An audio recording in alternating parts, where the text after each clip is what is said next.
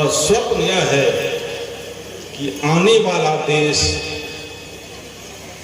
जो भारत का भविष्य होगा, भारत के भविष्य में भारत की धरती पर एक आदमी भूखा नहीं रहेगा। भारत की धरती पर एक आदमी भयभीत नहीं रहेगा, भयभीत होकर के नहीं जिएगा। और भारत में एक भी व्यक्ति के पास गुलामी की कोई चिन्ह नहीं रहेगी। बहुत लंबा संस्मरण है। भगत सिंह की फांसी टल सकती थी, लेकिन भगत सिंह के फांसी में हमारे इस देश के गद्दारों ने, क्योंकि आपके और हमारे बीच जो राष्ट्रभक्त हैं, उस राष्ट्रभक्त का गद्दार भी इस देश में था, जिसको आज सम्मानित और जिसका आज सम्मान हो रहा है। जिन्होंने भगत सिंह की फांसी को बचा सकता था, अंग्रेज के राजा ने बुला करके कहा था कि आप भगत सिंह के भय से पूरा अंग्रेज हराया हुआ। अंग्रेज समझता था कि भगत सिंह की फांसी हो गई तो पूरे देश में आग लग जाएगी, और आग लगेगी तो अंग्रेज रह नहीं पाएगा। इसलिए बहुत अधिक दिन तक उनको जेल में रखा गया। वो गद्दार वही है जिस गद्दार का नाम आ रहा हर एक मंच से लिया जाता है। वो बचा सकता था और कहा कि आप एक ऑफर दिया कि आप भगत सिंह से माफीनामा लिखवा करके लाइए। घटना को जान लीजिए, क्योंकि इस घटना को आज युवा पीढ़ी को जानने की आवश्यकता है। आने वाली पीढ़ी के हाथ में बातें जानी चाहिए। भगत गांधी से कहा कि आप एक माफीनामा लिखवाइए भगत सिंह से और उसका रिहा कर देंगे हम। और महात्मा गांधी टेलीग्राम किया वहां से। उसमें भारत और पाकिस्तान एक था। लाहौर जेल में बंद था। वहां एक वकील है हाई कोर्ट इलाहाबाद में, उनको टेलीग्राम किया गया और वकील गया भगत सिंह से मिलने के लिए, और भगत सिंह से मिल करके गांधी के टेलीग्राम को पहुंचाया और भगत सिंह से कहा कि आप माफीनामा लिखिए, आपकी रिहाई हो जाएगी। आप लोग क्या करते? आप लोगों की वैसी मुसीबत हो जाए देश के लिए तो आप लोग क्या करते? आज के देश के जो नेता गद्दार हैं वो क्या करते? जिस देश को बेच रहा है। भगत सिंह क्या कहा? भगत सिंह कहा ये अंग्रेज चालाक है और माफी इसलिए लिखवाना चाहता है, इस देश में जो क्रांति की आग लगी है, इस आग को बुझाना चाहता है।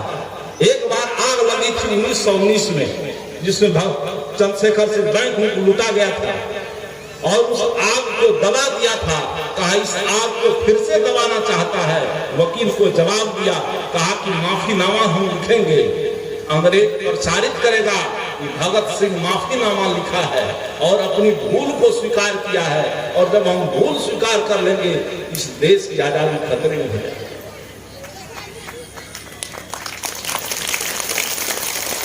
साहब माफीनामा लिख करके हम फिर मरेंगे कि जिंदा रहेंगे? ये शरीर रहेगा? कहा कि एक दिन मरना ही है। कहा एक दिन मरेंगे तो आज मरने की तैयारी है, आज मरेंगे, लेकिन माफीनामा नहीं लिखेंगे। और नहीं लिखा। फांसी होना था 24 तारीख को। सारे कानून को तख्त पर रख दिया गया। 24 मार्च को फांसी होना था और 23 मार्च को 6 बजे शाम में फांसी हुई। 24 मार्च को 6 बजे सुबह फांसी होती, और कहीं नियम नहीं है कानून में। आज भी हमारे देश में जो कानून बना हुआ है, नियम है फांसी देने का समय है सुबह 5 बजे से 8 बजे के बीच, और भगत सिंह की फांसी शाम में 6 बजे हुई। लंबी घटना है, उधर नहीं बताऊंगा। गांधी जी आंदोलन करके उस फांसी को टलवा सकते थे, अंग्रेज भयभीत था। लेकिन जब माफीनामा नहीं मांगा और स्वीकार कर दिया, तब अंग्रेज अधिकारी वहां फैसला लिया कि 24 को नहीं 23 मार्च को फांसी हो। और 23 मार्च को लाहौर जेल में तीनों की फांसी हुई। क्यों? इसलिए कि लाश को छिपा देना था। यदि फांसी दी हुई लाश मिल जाएगी तो पूरे देश में आंदोलन हो जाएगा। जब फांसी हो गई, अंग्रेज अधिकारी में भी तो हमारे ही तो लोग थे, जो भीख मांग करके खाता है, जो रोजगार करता था, सिपाही था, ट्रक ड्राइवर था, जो जेल में सब्जी लाने के लिए जाता आता था, उस सब्जी पहुंचाता था। जेल सब्जी लेकर गया, सामने ट्रक पर अधिकारी को तैयार किया और उस लाश को बोरा में बांध करके और ट्रक पर रखवा दिया। कहा कोई बात मत करना और किसी को जानने, ड्राइवर को भी नहीं जानने देना कि इसमें है क्या।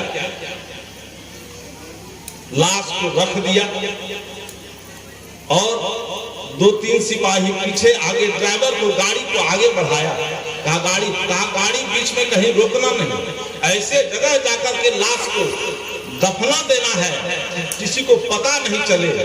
गाड़ी लेकर जब आगे बढ़ा, जो ड्राइवर था उसके मन में हुआ कि हमको कुछ बताया नहीं गया, इस गाड़ी में आखिर है क्या। और उसमें जो सिपाही था वो भी भारत का ही था, वो भी बैठा था, अधिकारी भीतर बैठा था। ट्रक का ड्राइवर नीचे उतरा, क्योंकि ड्राइवर के पास भी ज्ञान होता है।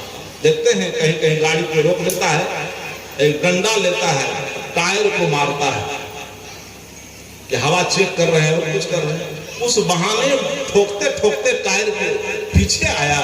कहा गाड़ी को रोक दिया, कहा कुछ गड़बड़ी आ गई है। तो उधर सिपाही जो पीछे था बैठा हुआ, कहा क्या बात है, इसमें है क्या। तब वो नीचे उतरा और धीरे से कान में कहा कि भगत सिंह की फांसी हो गई है, उसकी लाश है। जैसे ये बात कहा, ड्राइवर हुसैना के पास जहां अभी उनकी समाधि है, ड्राइवर गाड़ी को छोड़ा और दौड़ते हुए गांव में गया और हल्ला कर दिया कि भगत सिंह की फांसी हो गई। और वहां से आया, लोग जुलूस निकाल करके जो लाश का पता नहीं चलने देता, वहां समाधि हुई। तो भगत सिंह की आज यदि हम लोगों के बीच घटना हो जाए, देख लीजिए कि आज इस देश के जो नेता है, इस देश को टुकड़ा टुकड़ा में बांटने की तैयारी है, खुले आम बोल रहा है। अभी सुने, जिन शहीदों के चलते हम लोग आराम से रात में चैन की नींद सोते हैं, जिस आजादी के लिए 7.5 लाख वीर शहीद हुआ है, उस शहीद बलिदानियों का मूल्य क्या हो रहा है। जो भगत सिंह लिखा था चिट्ठी कि आने वाला देश कैसा होगा भारत का, कि हर एक व्यक्ति सम्मानित होगा, स्त्री पुरुष में भेद नहीं होगा, जितना अधिकार पुरुष का है उतना ही अधिकार स्त्री को होगा।